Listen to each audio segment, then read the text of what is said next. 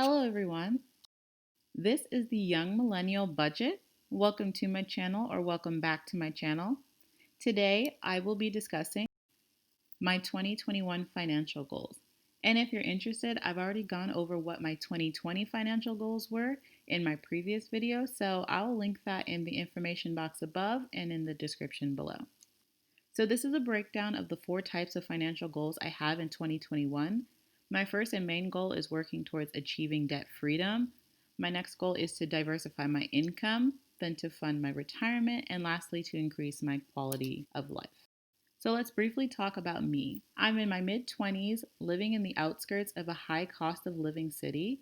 I currently have a student loan balance of $34,200. However, I do have a $24,200 sinking fund that I will be putting towards it sometime at the beginning of this year. Also, I just started my first post-grad job in August 2020 after graduating in May of 2020. However, this job does not work with my degree, so I am currently looking into other employment options that are more relevant to my field of study. So, my first category is debt freedom, and here's a little bit of background about where I currently am. As I mentioned before, my student loan balance is $34,200. However, after depositing my sinking fund, I'll have a starting balance of $24,000.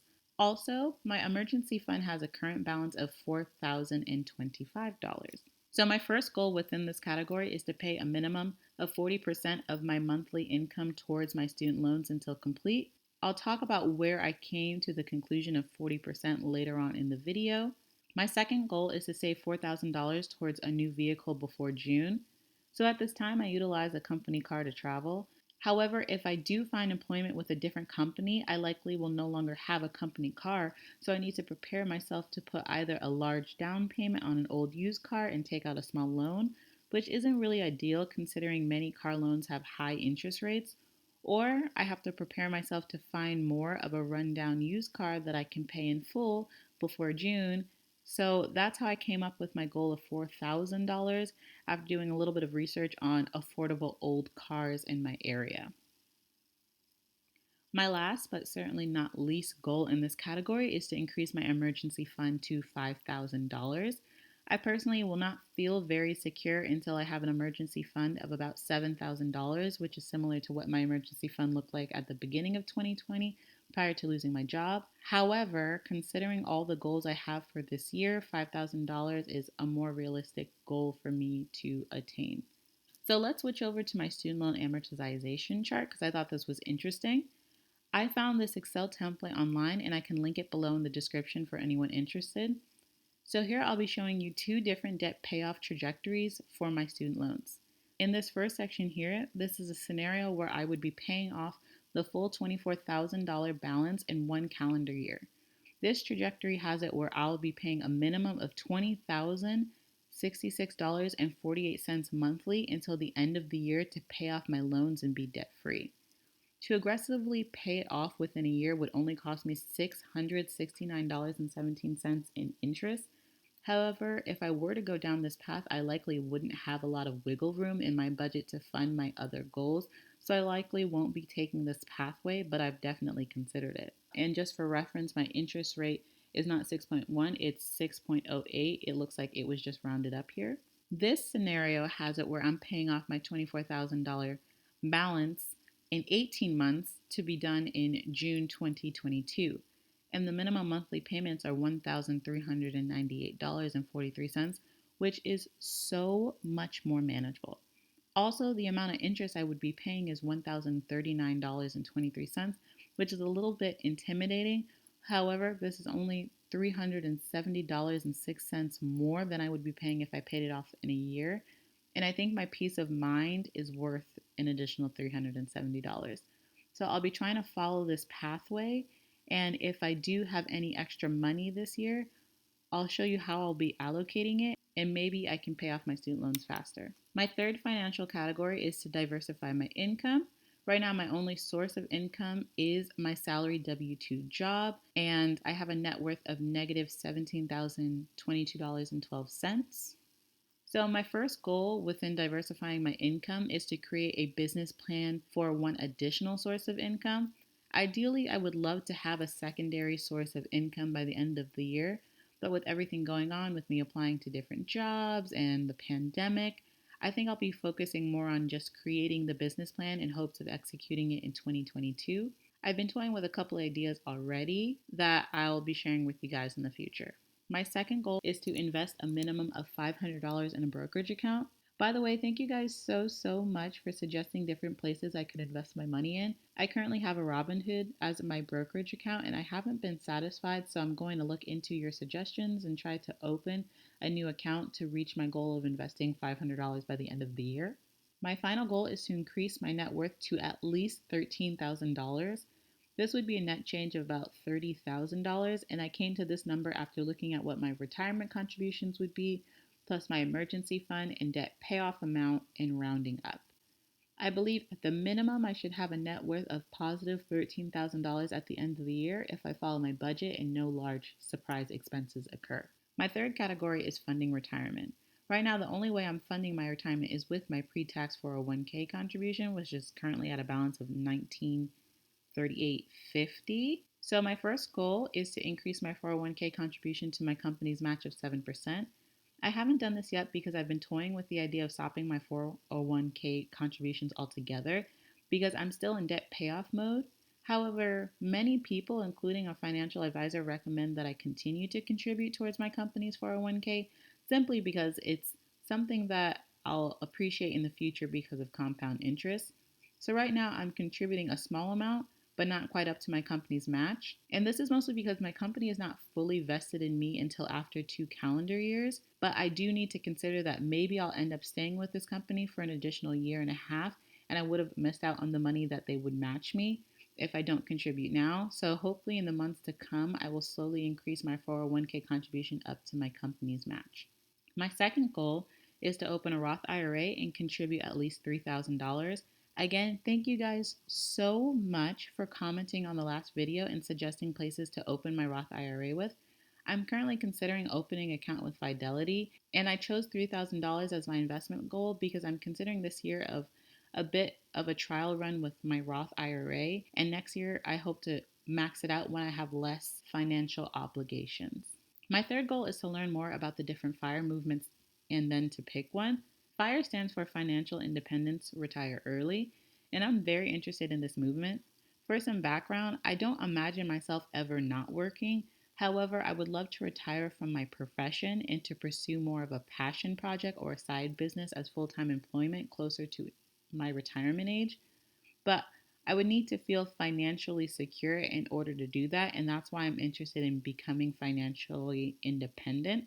My last, but certainly not least category is increasing my quality of life. This year I was able to increase my income by over 400%, which to be honest wasn't too hard because at the beginning of the year I was working a job that barely paid me above minimum wage, and now I have a salary W 2 job. However, I've not really increased my quality of life expenses at all. So, my first goal is to consistently fund and use my self care category. For anyone that's watched past videos of mine, you may have noticed that I always skip over my self care category in favor of, say, funding my giving category or my food, for example. I really neglected myself since the pandemic has occurred, and I would like to go back into a regular self care and self love routine. And I feel like budgeting ahead of time consistently will have it where I won't feel guilty when I do find something for myself that I want to spend some money on. My second goal is to save $1,000 towards a nice trip that I can hopefully take in 2022 when the pandemic has plateaued and fallen.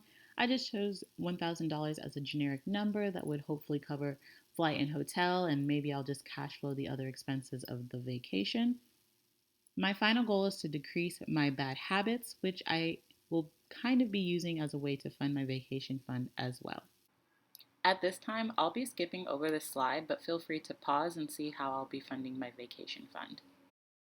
So this is what my 2021 goals will look like on YNAB.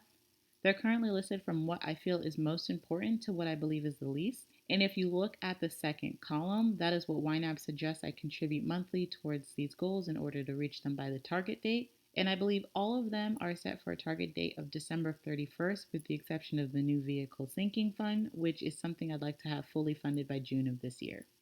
Here are my main 7 goals broken down into a SMART format.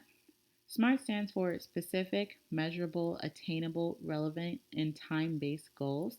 So, my first priority in 2021 is to fund my new vehicle sinking fund. I'm currently starting with a balance of zero with a goal balance of $4,000, and I will be funding a minimum of $750 monthly to reach this goal. It would be great if I was able to reach a balance of closer to $5,000 just to give myself more options when it comes to buying a car. However, I would be comfortable with $4,000, and any extra money I receive, I will first contribute to this new vehicle fund before touching other categories. My second SMART goal is with my student loan payoff. I currently have a balance of $24,000 after contributing my current sinking fund. And if you remember from the amortization chart, by December I should have a balance of $8,115.22. However, I rounded this down to $8,000 just for simplicity. This I'll be funding a minimum of $1,398.43 according to the chart, or 40% of my income monthly. You may wonder why I chose 40% as my minimum. I came to this number after analyzing what the lowest starting salary was for the jobs that I'm applying for, and then working that salary into my budget and seeing how much I would be able to contribute to my student loans at that time, assuming I had already bought the new vehicle with the $4,000 sinking fund. This would cost me $16,000 in principal and $896.38 in interest. And with any extra money I have, this will be the second place I would allocate it. My third goal is to fund my emergency fund up to $5,000 this year, and that'll cost me $975. This is a goal I plan on front loading by dumping a lot of money into it in the early months of the year and then still contributing $20 to $25 weekly until I reach this goal. And depending on my budget, I'll continue to fund this until I reach my reach goal of $5,500. My fourth goal is to fund my Roth IRA up to $3,000, and I'll do this by contributing $125 biweekly, and I have a reach goal of $4,500. My next goal is to fund my brokerage account. In Robinhood, I currently have $200, but only $36.35 of it is vested. So each week on Transfer Tuesday, I plan on investing $10 to $15 until I inevitably reach my goal of $500 invested, and that should cost me about $300 for the year. And lastly, I would like to remain 1 month ahead for the rest of the year, and I will be funding my vacation fund sporadically until I reach my $1,000 goal. And one quick question: what's one of your financial goals for 2021? I love hearing from you guys and would love to know what you guys are focusing on for the rest of this year. I got these slides from a website called SlidesGo. I will link the website down below in the description as well as the exact template that I downloaded. And thank you guys so much for watching. If you enjoyed the video, please like, comment below, and subscribe. I look forward to keeping up with you guys for the rest of the year, and I hope we all reach our financial goals. Happy New Year!